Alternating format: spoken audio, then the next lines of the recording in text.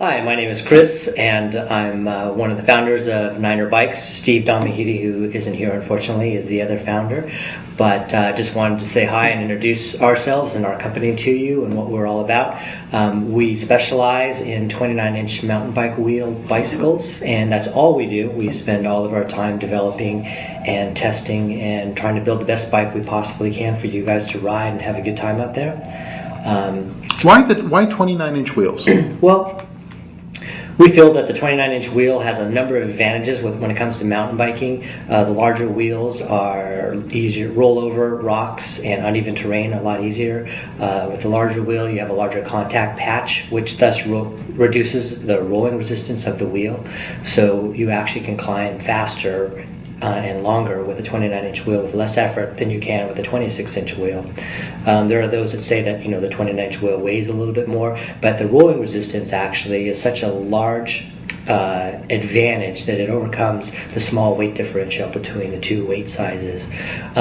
Also, as far as handling, when you're cornering, you also have a larger contact patch because the wheel is bigger. You have more rubber on the ground. Also, there's a subtle design geometry issue in that because the wheels are larger, but you're actually standing lower between the two axles because the bottom bracket height doesn't change on a 29-inch wheel bike. It's still between 12 and 13 inches off the ground, but the axle and raise are actually lower than you are below the axle. So when you're cornering, you'll feel you have much better bite in the corners because your center of gravity is technically lower within the bike. It gives you a much more seated, planted in the bike feeling than some 26-inch bikes where a lot of people feel like they're on top of the bike. So there's just some not comfort issues, but confidence issues that come into play with 29-inch wheel bikes that people, when they get on them, just feel immediately at ease with the bike when they're going downhill. And one of the things that most people comment on is how much faster they are going downhill. And I was going to say, it just seems like it would be a real natural downhill bike. Yes, I think for any type of terrain where you're rolling down uneven surfaces or the terrain's tricky to get over, that 29-inch wheel excels huge. And also just, lower rolling resistance climbing is a huge advantage as well. So.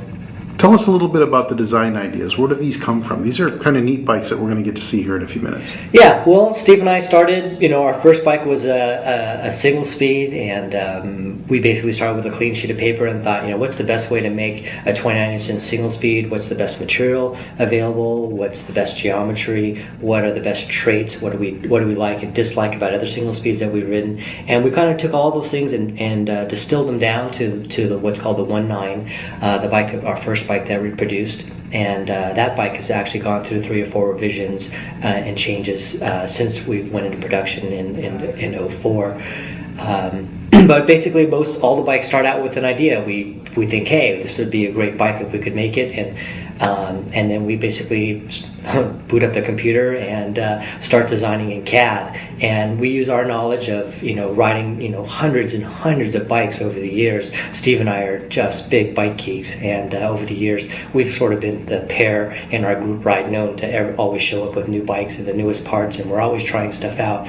So I think it gives us a really good base of knowledge of what works and what doesn't work. And especially with bike geometry, we would always discuss how this bike felt and how this bike felt and what changes were being made were affecting those bike feels. And Steve actually designed frames for another company before we started together at Niner, so he had a wealth of knowledge actually building and testing prototypes, and my knowledge just comes from trying a new bike every 2 months basically.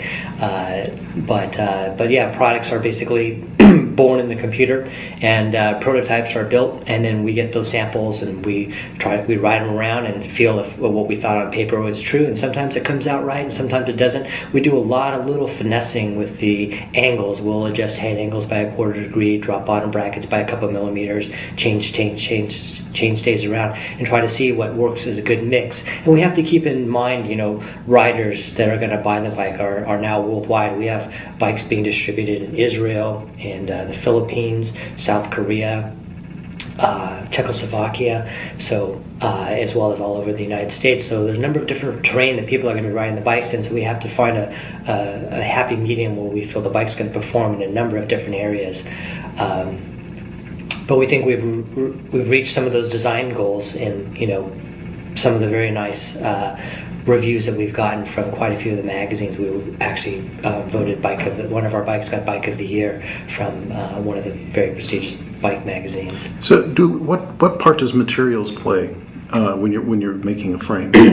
Materials are very important. When you talk about hardtails, there are aluminum, steel, titanium, carbon are the four major materials that you can produce a bike from. Each of them has their own strengths and weaknesses. When it comes to say a steel bike, we feel that A53 has Reynolds steel A53 still has some of the best properties as far as hardness, tensile strength, and as far as being suitable to build a bike out of. One of the best materials to make it out of. It's extremely expensive frame material to work with because the tubes are actually produced in Germany, then they have to be shipped to our other factory and welded and painted and then shipped back to us again. So the process, it adds a lot of cost to the process, and we could probably just switch to another cheaper tubing and lower our costs and get a bike out there that maybe on an overall basis would be just a little bit less than the A53 tubing. But Steve and I's feeling is that hey, we're just going to make this bike. We don't make that much money at it, and that's just the way it's going to be, because we just feel that's the best bike that we can produce. And then other materials, as long as they're used properly, people talk about titanium and carbon and aluminum, and that you could make any one of them ride the same, which theoretically is true, but realistically isn't. You could make an aluminum bike ride like a Thai bike, but it wouldn't last very long because the tubes would have to be so thin they wouldn't hold up to any type of trail abuse. So that's sort of a misnomer and something that people say, but they really can't back it up in real world life. So I kind of chuckle when I see that response pop up on a message board. But I feel for each bike and each rider, there are different things that people are looking for. When you're looking at a bike out of aluminum, aluminum is a very inexpensive material to work with. It has fantastic properties to it. And you can make a very well-handling bike out of aluminum, but you won't.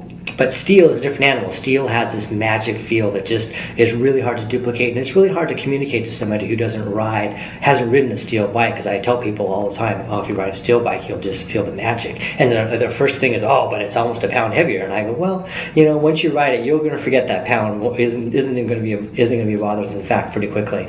And that always holds true. People that get the bike are just like, wow, that was the sickest ride I ever had. It was amazing. And to us, that's what it's all about, because you can design a bike great, but at the end of the day, when you get on the bike and you ride and you have a great experience, that's what we build when we mountain bike. We aren't, of course you're getting fit and blah, blah, blah, but you're building memories you will remember, times you spend with your friends, beautiful things that you've seen, animals and stuff like that, and experiences that you get on a mountain bike that other people just don't share.